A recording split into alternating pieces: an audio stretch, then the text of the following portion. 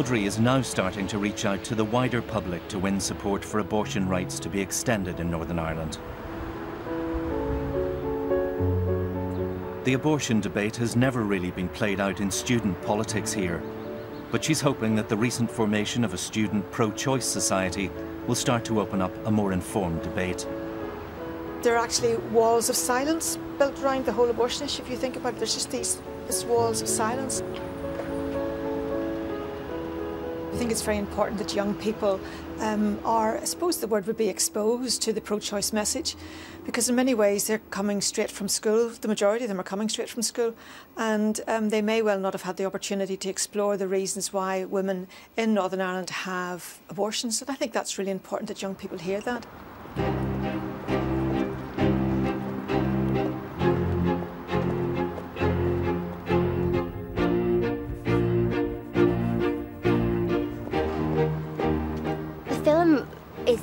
Called Discrimination and Denial, Abortion on Northern Ireland.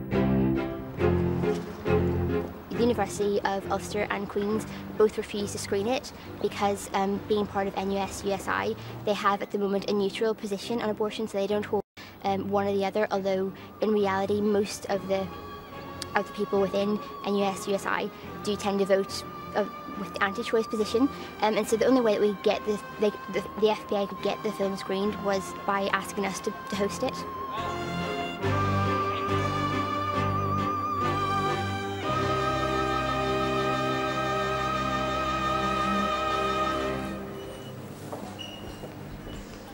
Hi everyone, thanks so much for coming. This is a short film made by the International Planned Parenthood Federation. After the film is over, we've got some people here who will answer any questions you might have about either the film or the current situation regarding abortion or the society itself. So just enjoy the film, okay?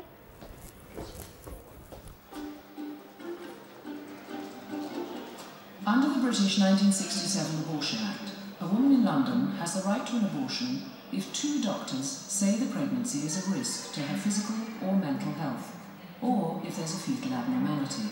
It's as if our politicians want to punish women. They certainly want to criminalise them, but they seem to also want to punish them. If you ask any number of the population before I noticed something in the video. The protesters outside the council place, they had a picture of a fetus. Apparently it was an 8-week-old baby. It looked like a full-term fetus to me. It was definitely not 8 weeks. The issue for me is that there are women walking down the street that are exposed to those pictures who may have had a miscarriage recently and are still experiencing the emotional trauma of that, or women who may be pregnant and have just had their 20-week scan and are waiting, or may have been told at the 20-week scan that there are some abnormalities detected. And women who have lost babies for lots of reasons. And I just think it's incredibly, incredibly disrespectful to women.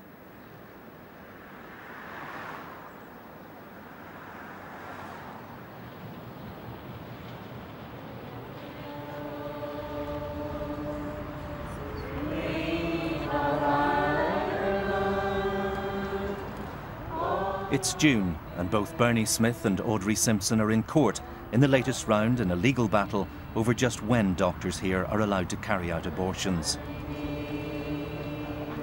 Pro-lifers have brought a judicial review against the Department of Health over guidelines published in 2009. The result in this round, a victory for them.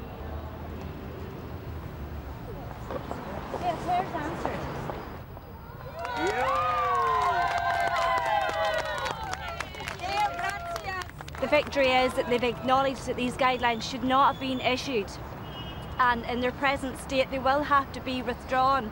But the Department of Health now are reissuing a 12-week consultation period, which means we can begin now to prepare a document in opposition to the guidelines. So the battle is back on again. We're back to where we were before, but the opportunity now is to ensure that the Northern Ireland Executive fully acknowledge the views of the people here in accordance with the law, that abortion is illegal here. For Audrey Simpson, today's hearing brings no surprises. Her campaign for clarity on abortion in Northern Ireland started 9 years ago, but she believes that her work has forced the issue out into the open, and that the authorities here can no longer ignore it. Just tell me your reasons why you wanted the Department of Health to issue the guidance. Well, they have a statutory duty to advise health professionals on all aspects of healthcare service, and abortion is a healthcare service, so therefore they have a statutory duty to issue guidance for health professionals on that particular issue. What do you want to do with these women? Do you want to lock them up? That's the bottom line. You know, let's be real here. Women in Northern Ireland are no different from anywhere else. I know I've said it so many times, it's becoming really boring, but it is. The thing is that they are no different. What will we do with these women? Nobody ever comes out and tells us that. All they just say is they're not allowed to have abortions, but if they don't want to continue with the pregnancy, what are we going to do with them? Okay?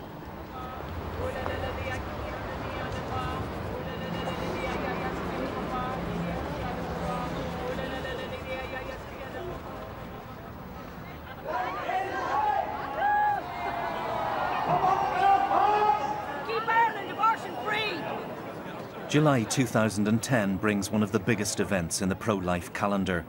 Thousands of members of the pro-life movement come together for the annual Rally for Life.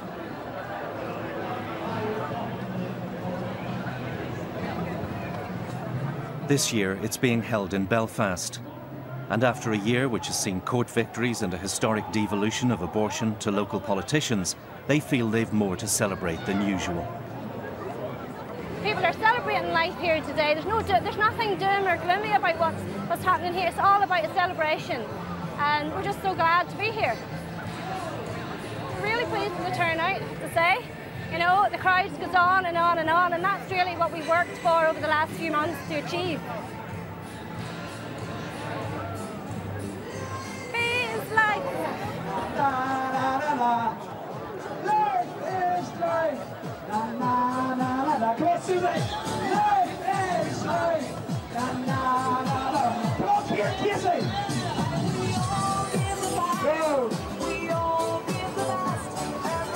Come on, where are you, Billy? Come on, Billy McKenna. Life is life. if we don't continue, these people will come into our very homes and destroy our very children and murder our future generation. So we say today, we will not compromise in this battle for the unborn child. We will not grow weary in our battle to protect their very lives. And we say if we compromise in this battle, every other battle in this world will be compromised. So I say to you today, we will not grow weary in this relentless battle to protect the least of the little ones. And we will not fail to keep Ireland abortion-free. Thank you. Everybody needs somebody.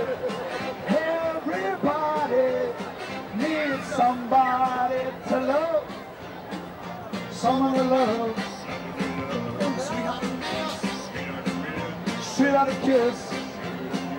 I need you.